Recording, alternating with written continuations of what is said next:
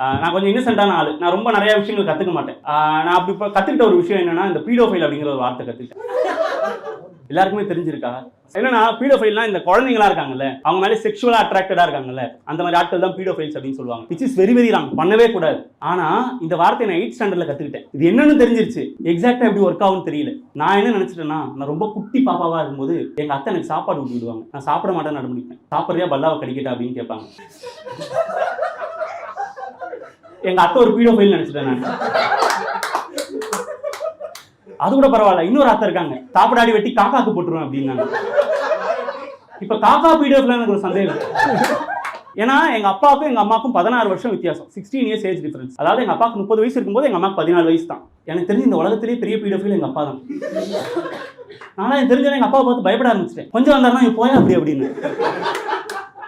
Sir உங்களுக்கு ஃபெமினிசம்லாம் பிடிக்குமா sir? Female பிடிக்குமா? ஓ, ஃபீமேல் பிடிச்சா ஃபெமினிசமா? எனக்கு செக்ஸ் பிடிக்கும், நான் செக்ஸிஸ்டா?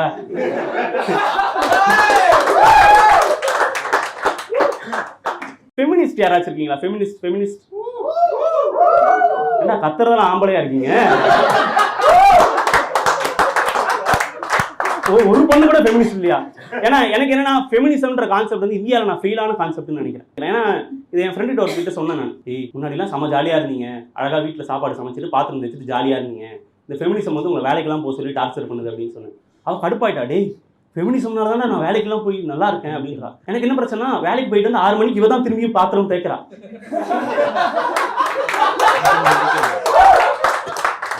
மென் எந்த அளவுக்கு புத்திசாலியான ஒரு ஆள்னா அவளை டபுள் ஷிஃப்ட் பார்க்க வைக்கிறதுக்கு அவ ஆயுதத்தை எடுத்து அவளையே போட்டிருக்கான். இந்த மாஸ்டர்பேஷன் அப்படின்னு ஒன்று இருக்கு சார், அது உங்களுக்கு தெரியுமான்னு தெரியும். I think you too. சுயா சார், ராம் சார் நீங்களா சார்?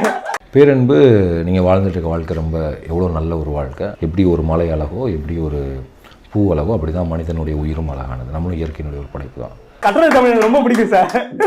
இந்த மாஸ்டர்பேஷன்லாம் வந்து இந்த ஜென்ரேஷனுக்கு வந்து பாத்ரூம்னு ஒன்று தனியாக இருக்கு, ஒரு பிரைவசி இருக்கு கரெக்டா. ஆனால் எங்கள் தாத்தா ஜென்ரேஷன்லாம் பாத்ரூம்லாம் கிடையாது. எதுக்கு மாஸ்டர்பேட் பண்ணுறதுக்கு இல்லை, பாத்ரூம் போகிறதுக்கே பாத்ரூம் கிடையாது.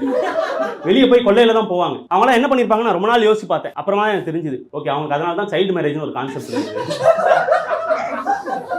கரெக்டா. இந்த சாவு ஊர்வலம் எத்தனை பேர் பார்த்துருக்கீங்க? Make some noise. நீங்க யாருமே பார்த்தது இல்லையா சாவு ஊர்வலம்? சாவு மீன்ஸ் டெத். தட் பார்த்துருக்கீங்களா? கண்ணீர் அஞ்சலி போஸ்டர்ஸ் எல்லாம் ஒட்டுவாங்கல்ல, அதுல அந்த போட்டோ பாத்தீங்கன்னா ரொம்ப பாஸ்போர்ட் சைஸ் போட்டோ இருக்கும். இறந்தவர் பேர் லதா அப்படின்னு போட்டு ரொம்ப சோகமா அதுக்குன்னே போட்டோ ஷூட் பண்ண மாதிரியே இருக்கும். அந்த போட்டோ பார்த்தாலே வருத்தம், ஐயோ பாவம் அப்படின்னு இருக்கும். ஆனா நம்ம எந்த அளவுக்கு ஒரு சேடான ஜென்ரேஷன்னா நம்ம கிட்ட அந்த மாதிரி ஒரு போட்டோவே கிடையாது. நம்ம கிட்ட இருக்கிற போட்டோலாம் இப்படி இருக்கு. யோசிச்சு பாருங்களேன், கண்ணீர் அஞ்சலி போஸ்ட் ஒட்டுறீங்க, அதுல இப்படி ஒரு போஸ்ட்.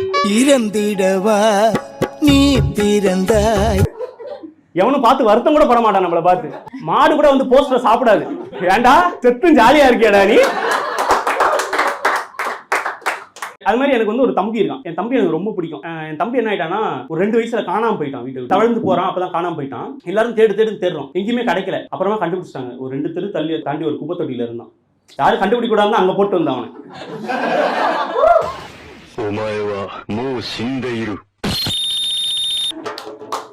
அப்பவும் மாட்டிட்டான். இந்த லவ் பண்ண வயிற்றுல பட்டர்ஃப்ளைஸ்லாம் வருது அவங்களுக்கு. நான் இந்த கான்செப்ட் சின்ன வயசுல இருந்து கேள்விப்படுறேன். நாளா லவ் பண்ண என் வயிற்றுல நாக்கு பூச்சி தான் வந்தது. அதுவும் கண்ட ரெஸ்டாரண்ட்டுக்கு அவ கூட்டு போய் சாப்பிட வச்சதுனால வந்த வேணேன். என் ஃப்ரெண்டுலாம் ஒருத்தி இருந்தா, திடீர்னு கமிட் ஆயிட்டு லவ் பண்றா சூப்பரா இருக்கும், வயிற்றுல பட்டாம்பூச்சினா வரும்னு சொன்னா. கடைசியா பார்த்தா பிரெக்னெண்டா இருந்திருக்கா. இது தெரியாம சொல்லிட்டு இருந்திருக்கா. 10 மாசத்துக்கு அப்புறம் தான் பட்டாம்பூச்சி பறந்து போயிருச்சு. அனாத ஆசிரமத்தில் இருக்கு இப்ப பட்டாம்பூச்சி. நான் வந்து ஒரு ஃபர்ஸ்ட் ஜென்ரேஷன் கிராஜுவேட். அதனால எங்க அம்மாவுக்கு வந்து ஒரு ஆண்ட்ராய்டு ஃபோன் வாங்கி கொடுத்தேன் ரீசெண்டா. ஆண்ட்ராய்டு ஃபோன் எப்படி ப்ரோ யூஸ் பண்ணலாம், இப்படி யூஸ் பண்ணலாம், இப்படி ஸ்க்ரோல் பண்ணலாம். கரெக்டா எங்க அம்மா அப்படி யூஸ் பண்ணல, இப்படி வச்சுக்கிட்டாங்க ஃபோன் இப்படி வச்சுக்கிட்டு அடிக்கிறாங்க. அம்மா அது ஃபோன், நீ அடிச்சா வேலை செய்யறதுக்கு உங்க பசங்க கிடையாது. இன்ஃபேக்ட் அது உங்க புருஷன் மாதிரி, நீ என்ன சொன்னாலும் அது பண்றதுதான் அது பண்ணும். உங்க ஃப்ரெண்ட்ஸா நீங்க ஃபேவரட் பாடி பார்ட் என்ன? அவன் நினைச்ச மாதிரி நான் நினைக்காதயா. உன் ஃப்ரெண்டு கிட்ட பிடிச்ச பாடி பார்ட்? பைசெப்ஸ், ட்ரைசெப்ஸ், பாடி. எனக்கு என்ன பொட்டன்ஷியலா ஏதோ இருக்குன்னு தோணுது உங்கள்கிட்ட. எனக்கு என் ஃப்ரெண்ட்கிட்ட ரொம்ப பிடிச்சது வந்து மீசை தான். என்ன பிரச்சனை, அவர் ஷேவ் பண்ணிடுறாரு. ஏன்னா எனக்கு என்னன்னா இந்த மீசையெல்லாம் ஏன் பொண்ணுங்க ஷேவ் பண்றாங்கன்னு எனக்கு புரிஞ்சதே கிடையாது. ஏன்னா நாங்கள் ஸ்கூல் படிக்கும்போது ஒரு மிஸ் இருந்தாங்க, கெமிஸ்ட்ரி மிஸ். மீசை எப்படி முறுக்கி வச்சிருப்பாங்க. பசங்க எல்லாம் அவங்கள தான் சைட் அடிப்போம். இன்னொரு பிடி சார் பார்த்து கேட்டார், டேய் மிஸ்ரு அதை போய் சைட் அடிக்கிறீங்க. மீச இருக்கு அப்பவே நாங்க சைட் அடிக்கிறோம்.